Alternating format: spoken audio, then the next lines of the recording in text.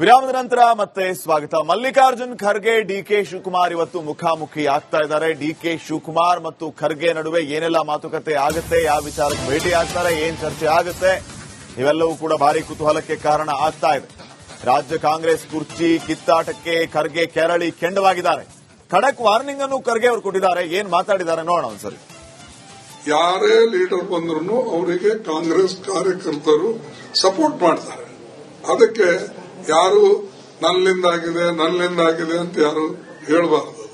ಮತ್ತು ಕೆಲವು ಕಾರ್ಯಕರ್ತರನ್ನು ಯಾರು ಹೇಳ್ತಾರೆ ಇವ್ರು ಕಟ್ಟಾರೆ ಅವ್ರು ಕಟ್ಟಾರೆ ಅನ್ನೋದು ಅದು ಬಿಟ್ಟು ಬಿಡಬೇಕು. ಈ ಜಗತ್ತಿನಾಗ ಪಾರ್ಟಿ ಅಂದ್ಮೇಲೆ ಎಲ್ಲರೂ ಪಾತ್ರ ಇರ್ತದೆ. ಮತ್ತಷ್ಟು ಮಾತಾಡ್ಸೋಣ ನಮ್ಮ ಇಟ್ನಾಳ್ ಸರ್ನ ಪತ್ರಕರ್ತರು. ಇಟ್ನಾಳ್ ಸರ್, ಖರ್ಗೆ ಅವರು ಒಂದು ವಿಚಾರಕ್ಕಂತೂ ಈಗ ಕಮಿಟ್ ಆದ್ರು. ಈಗ ಡಿಕೆ ಶಿವಕುಮಾರ್ ಸಿದ್ದರಾಮಯ್ಯ ಮಾತಿತ್ತಿರ ಏನ್ ಹೇಳ್ತಾರೆ, ಇದು ಮಾಧ್ಯಮಗಳ ಸೃಷ್ಟಿ, ನಮ್ಮಲ್ಲಿ ಗೊಂದಲ ಇಲ್ಲ, ನಮ್ಮಲ್ಲಿ ಸಮಸ್ಯೆ ಇಲ್ಲ ಅಂತ.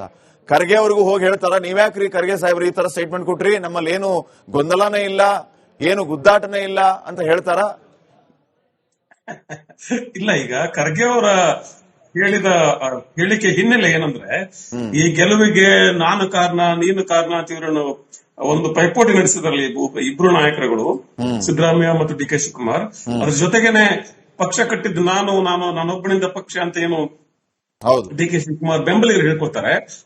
ಆ ಕುರಿತಾಗಿ ಮಲ್ಲಿಕಾರ್ಜುನ್ ಖರ್ಗೆ ಅವರು ಹೇಳಿದ್ದು ಅನ್ಸುತ್ತೆ. ಯಾಕಂದ್ರೆ ಮಲ್ಲಿಕಾರ್ಜುನ್ ಖರ್ಗೆ ಅವರಷ್ಟು ಪಕ್ಷಕ್ಕಾಗಿ ದುಡಿದವರು, ಇಡೀ ಒಂದು ಆಯಸ್ಸನ್ನ ಮುಡಿಪಾಗಿಟ್ಟವರು ಬೇರೆ ಯಾರೂ ಇಲ್ಲ ಇವತ್ತಿನ ದಿನ ಕಾಂಗ್ರೆಸ್ ಅಲ್ಲಿ. Is the senior most. ಹೀಗಾಗಿ ಅವರಿಗೆ ಅದು ಸ್ವಲ್ಪ ಆಭಾಸ್ಕರವಾಗಿ ಇರಿಸು ಮುಸುವೆ ಕಾಣೋದ್ರಲ್ಲಿ ಆಶ್ಚರ್ಯ ಇಲ್ವೇ ಇಲ್ಲ. ಅದನ್ನ ಬೇರೆ ಯಾರಾದ್ರೂ ಹೇಳಿದ್ರೆ ಮತ್ ಬೇರೆ, ಆದ್ರೆ ಖರ್ಗೆ ಅವರು ಹೇಳಿದ್ರೆ ಅದಕ್ಕೊಂದು ಗಂಭೀರತೆ ಇರ್ತದೆ, ಅದಕ್ಕೊಂದು ಅರ್ಥ ಇರ್ತದೆ. ಯಾಕಂದ್ರೆ ಅವರು ಖುದ್ದಾಗಿ ಇಡೀ ಕಾಂಗ್ರೆಸ್ನ ರಾಜಕಾರಣವನ್ನ ಸುಮಾರು ಒಂದು 60-70 ವರ್ಷ ಮಾಡಿದವರು. ಹೀಗಾಗಿ ಅವ್ರ ಮುಂದೆ ನಿಂತುಕೊಂಡು ನಾನು ಪಕ್ಷ ಕಟ್ಟಿದ್ದೇನೆ, ನನ್ನಿಂದಾಗಿ ಪಕ್ಷ ಗೆದ್ದೆ ಅಂತ ಹೇಳೋದು ಬಹಳ ಬಹಳ ಹಾಸ್ಯಾಸ್ಪದ ಆಗ್ತದೆ. ಆ ವಿಚಾರವಾಗಿ ಖರ್ಗೆ ಅವರು ಮಾತಾಡಿದ್ದಾರೆ ಒಂದು. ಆಮೇಲೆ ಇಲ್ಲಿರುವ ಒಂದು ವ್ಯತ್ಯಾಸಗಳು, ಇಲ್ಲಿರುವ ಒಂದು ಪೈಪೋಟಿ, ಇಲ್ಲಿರುವ ಒಂದು ವಿವಾದ ಮತ್ತು ಕುರ್ಚಿ ಹಗ್ಗ ಜಗ್ಗಾಟ, ಕುರ್ಚಿ ಕಥನ ಅಂತ ನಾವೆಲ್ಲ ಹೇಳ್ತೇವೆ, ಅದೆಲ್ಲ ಖರ್ಗೆ ಗಮನಕ್ಕೆ ಬಂದಿರ್ತದೆ.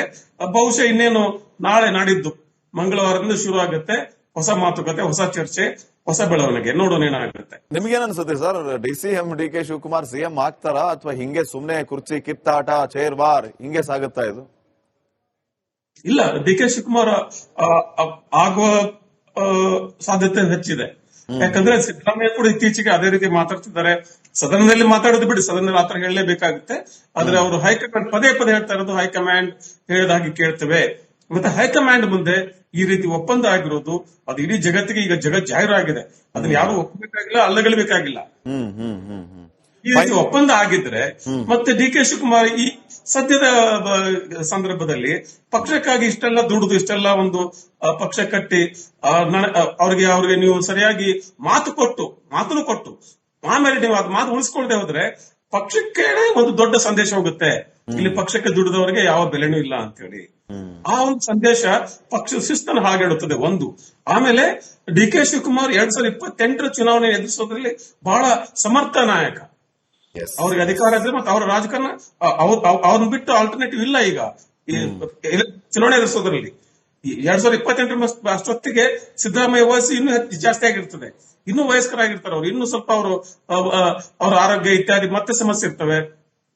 ಆಮೇಲೆ ಎಲೆಕ್ಷನ್ ಇಂಜಿನಿಯರಿಂಗ್ ಏನೋ ಹೇಳ್ತೇವೆ ನಾವು, ಈ ಎಲೆಕ್ಷನ್ ಇಂಜಿನಿಯರಿಂಗ್, ಎಲೆಕ್ಷನ್ ಮ್ಯಾಥಮೆಟಿಕ್ಸ್, ಅದೆಲ್ಲ ಕೂಡ ಡಿ ಕೆ ಶಿವಕುಮಾರ್ಗೆ ಬಹಳ ಚೆನ್ನಾಗಿ ಗೊತ್ತು. ಹೀಗಾಗಿ ಅನೇಕ ಕಾರಣಗಳಿಂದ ಡಿ ಕೆ ಶಿವಕುಮಾರ್ ಅವರನ್ನ ಮುಖ್ಯಮಂತ್ರಿ ಮಾಡ್ತದೆ ಕಾಂಗ್ರೆಸ್ ಹೈಕಮಾಂಡ್ ಅಂತ ನನ್ನ ಲೆಕ್ಕಾಚಾರ. Okay, thank you very much sir. Republic Kannada ಜೊತೆಗೆ ಮಾತಾಡಿದಕ್ಕೆ ಧನ್ಯವಾದ.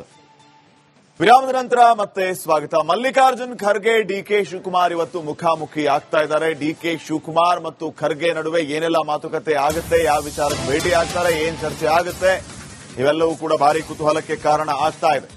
ರಾಜ್ಯ ಕಾಂಗ್ರೆಸ್ ಕುರ್ಚಿ ಕಿತ್ತಾಟಕ್ಕೆ ಖರ್ಗೆ ಕೆರಳಿ ಕೆಂಡವಾಗಿದ್ದಾರೆ. ಖಡಕ್ ವಾರ್ನಿಂಗ್ ಅನ್ನು ಖರ್ಗೆ ಅವರು ಕೊಟ್ಟಿದ್ದಾರೆ. ಏನ್ ಮಾತಾಡಿದ್ದಾರೆ ನೋಡೋಣ ಒಂದ್ಸರಿ. ಯಾರೇ ಲೀಡರ್ ಬಂದ್ರು ಅವರಿಗೆ ಕಾಂಗ್ರೆಸ್ ಕಾರ್ಯಕರ್ತರು ಸಪೋರ್ಟ್ ಮಾಡ್ತಾರೆ. ಅದಕ್ಕೆ ಯಾರು ನನ್ನಿಂದಾಗಿದೆ ಅಂತ ಯಾರು ಹೇಳಬಾರದು. ಮತ್ತು ಕೆಲವು ಕಾರ್ಯಕರ್ತರನ್ನು ಯಾರು ಹೇಳ್ತಾರೆ ಇವ್ರು ಕಟ್ಟಾರೆ ಅವ್ರು ಕಟ್ಟಾರೆ ಅನ್ನೋದು ಅದು ಬಿಟ್ಟು ಬಿಡಬೇಕು. ಈ ಜಗತ್ತಿನಾಗ ಪಾರ್ಟಿ ಅಂದ್ಮೇಲೆ ಎಲ್ಲಾರ ಪಾತ್ರ ಇರ್ತದೆ. ಮತ್ತಷ್ಟು ಮಾತಾಡ್ಸೋಣ ನಮ್ಮ ಹಿಟ್ನಾಳ್ ಸರ್ನ, ಪತ್ರಕರ್ತರು. ಹಿಟ್ನಾಳ್ ಸರ್, ಖರ್ಗೆ ಅವರು ಒಂದು ವಿಚಾರಕ್ಕಂತೂ ಈಗ ಕಮಿಟ್ ಆದ್ರು. ಈಗ ಡಿ ಕೆ ಶಿವಕುಮಾರ್ ಸಿದ್ದರಾಮಯ್ಯ ಮಾತಿತ್ತಿರ ಏನ್ ಹೇಳ್ತಾರೆ, ಇದು ಮಾಧ್ಯಮಗಳ ಸೃಷ್ಟಿ, ನಮ್ಮಲ್ಲಿ ಗೊಂದಲ ಇಲ್ಲ, ನಮ್ಮಲ್ಲಿ ಸಮಸ್ಯೆ ಇಲ್ಲ ಅಂತ. ಖರ್ಗೆ ಅವ್ರಿಗೂ ಹೋಗಿ ಹೇಳ್ತಾರ, ನೀವ್ಯಾಕ್ರಿ ಖರ್ಗೆ ಸಾಹೇಬ್ರು ಈ ತರ ಸ್ಟೇಟ್ಮೆಂಟ್ ಕೊಟ್ರಿ, ನಮ್ಮಲ್ಲಿ ಏನು ಗೊಂದಲನೇ ಇಲ್ಲ, ಏನು ಗುದ್ದಾಟನೇ ಇಲ್ಲ ಅಂತ ಹೇಳ್ತಾರ? ಇಲ್ಲ, ಈಗ ಖರ್ಗೆ ಅವರ ಹೇಳಿದ ಹೇಳಿಕೆ ಹಿನ್ನೆಲೆ ಏನಂದ್ರೆ, ಈ ಗೆಲುವಿಗೆ ನಾನು ಕಾರಣ ನೀನು ಕಾರಣ ಅಂತ ಇವ್ರನ್ನು ಒಂದು ಪೈಪೋಟಿ ನಡೆಸಿದ್ರಲ್ಲಿ ಇಬ್ರು ನಾಯಕರುಗಳು, ಸಿದ್ದರಾಮಯ್ಯ ಮತ್ತು ಡಿ ಕೆ ಶಿವಕುಮಾರ್. ಅದ್ರ ಜೊತೆಗೇನೆ ಪಕ್ಷ ಕಟ್ಟಿದ್ದು ನಾನೊಬ್ಬನಿಂದ ಪಕ್ಷ ಅಂತ ಏನು ಡಿ ಕೆ ಶಿವಕುಮಾರ್ ಬೆಂಬಲಿಗರು ಹೇಳ್ಕೊತಾರೆ. ಆ ಕುರಿತಾಗಿ ಮಲ್ಲಿಕಾರ್ಜುನ್ ಖರ್ಗೆ ಅವರು ಹೇಳಿದ್ದು ಅನ್ಸುತ್ತೆ. ಯಾಕಂದ್ರೆ ಮಲ್ಲಿಕಾರ್ಜುನ್ ಖರ್ಗೆ ಅವರಷ್ಟು ಪಕ್ಷಕ್ಕಾಗಿ ದುಡಿದವರು, ಇಡೀ ಒಂದು ಆಯಸ್ಸನ್ನ ಮುಡಿಪಾಗಿಟ್ಟವರು ಬೇರೆ ಯಾರೂ ಇಲ್ಲ ಇವತ್ತಿನ ದಿನ ಕಾಂಗ್ರೆಸ್ ಅಲ್ಲಿ. Is the senior most. ಹೀಗಾಗಿ ಅವರಿಗೆ ಅದು ಸ್ವಲ್ಪ ಆಭಾಸ್ಕರವಾಗಿ ಇರಿಸು ಮುಸುವೆ ಕಾಣೋದ್ರಲ್ಲಿ ಆಶ್ಚರ್ಯ ಇಲ್ವೇ ಇಲ್ಲ. ಅದನ್ನ ಬೇರೆ ಯಾರಾದ್ರೂ ಹೇಳಿದ್ರೆ ಆಮತ್ ಬೇರೆ, ಆದ್ರೆ ಖರ್ಗೆ ಅವ್ರು ಹೇಳಿದ್ರೆ ಅದಕ್ಕೊಂದು ಗಂಭೀರತೆ ಇರ್ತದೆ, ಅದಕ್ಕೊಂದು ಅರ್ಥ ಇರ್ತದೆ. ಯಾಕಂದ್ರೆ ಅವರು ಖುದ್ದಾಗಿ ಇಡೀ ಕಾಂಗ್ರೆಸ್ನ ರಾಜಕಾರಣವನ್ನ ಸುಮಾರು ಒಂದು 60-70 ವರ್ಷ ಮಾಡಿದವರು ಅವರು. ಹೀಗಾಗಿ ಅವ್ರ ಮುಂದೆ ನಿಂತುಕೊಂಡು ನಾನು ಪಕ್ಷ ಕಟ್ಟಿದ್ದೇನೆ, ನನ್ನಿಂದ ಪಕ್ಷ ಗೆದ್ದೆ ಅಂತ ಹೇಳೋದು ಬಹಳ ಬಹಳ ಹಾಸ್ಯಾಸ್ಪದ ಆಗ್ತದೆ. ಆ ವಿಚಾರವಾಗಿ ಖರ್ಗೆ ಅವರು ಮಾತಾಡಿದ್ದಾರೆ ಒಂದು. ಆಮೇಲೆ ಇಲ್ಲಿರುವ ಒಂದು ವ್ಯತ್ಯಾಸಗಳು, ಇಲ್ಲಿರುವ ಒಂದು ಪೈಪೋಟಿ, ಇಲ್ಲಿರುವ ಒಂದು ವಿವಾದ ಮತ್ತು ಕುರ್ಚಿ ಹಗ್ಗ ಜಗ್ಗಾಟ, ಕುರ್ಚಿ ಕದನ ಅಂತ ನಾವೆಲ್ಲ ಹೇಳ್ತೇವೆ, ಅದೆಲ್ಲ ಖರ್ಗೆ ಗಮನಕ್ಕೆ ಬಂದಿರ್ತದೆ. ಬಹುಶಃ ಇನ್ನೇನು ನಾಳೆ ನಾಡಿದ್ದು ಮಂಗಳವಾರದಿಂದ ಶುರು ಆಗುತ್ತೆ ಹೊಸ ಮಾತುಕತೆ, ಹೊಸ ಚರ್ಚೆ, ಹೊಸ ಬೆಳವಣಿಗೆ. ನೋಡೋಣ ಏನಾಗುತ್ತೆ. ನಿಮ್ಗೇನ್ ಅನ್ಸುತ್ತೆ sir, DCM D K Shivakumar CM ಆಗ್ತಾರಾ ಅಥವಾ ಹಿಂಗೆ ಸುಮ್ನೆ ಕುರ್ಚಿ ಕಿತ್ತಾಟ, ಚೇರ್ ಬಾರ್ ಹಿಂಗೆ ಸಾಗುತ್ತಾ ಇದು? ಇಲ್ಲ, ಡಿ ಕೆ ಶಿವಕುಮಾರ್ ಆಗುವ ಸಾಧ್ಯತೆ ಹೆಚ್ಚಿದೆ. ಯಾಕಂದ್ರೆ ಸಿದ್ದರಾಮಯ್ಯ ಕೂಡ ಇತ್ತೀಚೆಗೆ ಅದೇ ರೀತಿ ಮಾತಾಡ್ತಿದ್ದಾರೆ. ಸದನದಲ್ಲಿ ಮಾತಾಡೋದು ಬಿಡಿ, ಸದನದಲ್ಲಿ ಆತರ ಹೇಳಲೇಬೇಕಾಗುತ್ತೆ. ಆದ್ರೆ ಅವರು ಹೈಕಮಾಂಡ್ ಪದೇ ಹೇಳ್ತಾ ಇರೋದು, ಹೈಕಮಾಂಡ್ ಹೇಳಿದಾಗಿ ಕೇಳ್ತೇವೆ. ಮತ್ತೆ ಹೈಕಮಾಂಡ್ ಮುಂದೆ ಈ ರೀತಿ ಒಪ್ಪಂದ ಆಗಿರೋದು ಅದು ಇಡೀ ಜಗತ್ತಿಗೆ ಈಗ ಜಾಹೀರು ಆಗಿದೆ. ಅದನ್ನ ಯಾರು ಒಪ್ಪಬೇಕಾಗಿಲ್ಲ, ಅಲ್ಲಗಲಿಬೇಕಾಗಿಲ್ಲ. ಈ ರೀತಿ ಒಪ್ಪಂದ ಆಗಿದ್ರೆ ಮತ್ತೆ ಡಿ ಕೆ ಶಿವಕುಮಾರ್ ಈ ಸದ್ಯದ ಸಂದರ್ಭದಲ್ಲಿ ಪಕ್ಷಕ್ಕಾಗಿ ಇಷ್ಟೆಲ್ಲ ದುಡಿದು, ಇಷ್ಟೆಲ್ಲ ಒಂದು ಪಕ್ಷ ಕಟ್ಟಿ ಅವ್ರಿಗೆ ನೀವು ಸರಿಯಾಗಿ ಮಾತನ್ನು ಕೊಟ್ಟು ಆಮೇಲೆ ನೀವು ಅದು ಮಾತು ಉಳಿಸ್ಕೊಳ್ದೆ ಹೋದ್ರೆ ಪಕ್ಷಕ್ಕೆ ಒಂದು ದೊಡ್ಡ ಸಂದೇಶ ಹೋಗುತ್ತೆ, ಇಲ್ಲಿ ಪಕ್ಷಕ್ಕೆ ದುಡಿದವರಿಗೆ ಯಾವ ಬೆಲೆನೂ ಇಲ್ಲ ಅಂತ ಹೇಳಿ. ಆ ಒಂದು ಸಂದೇಶ ಪಕ್ಷ ಶಿಸ್ತನ್ನು ಹಾಗೆಡುತ್ತದೆ ಒಂದು.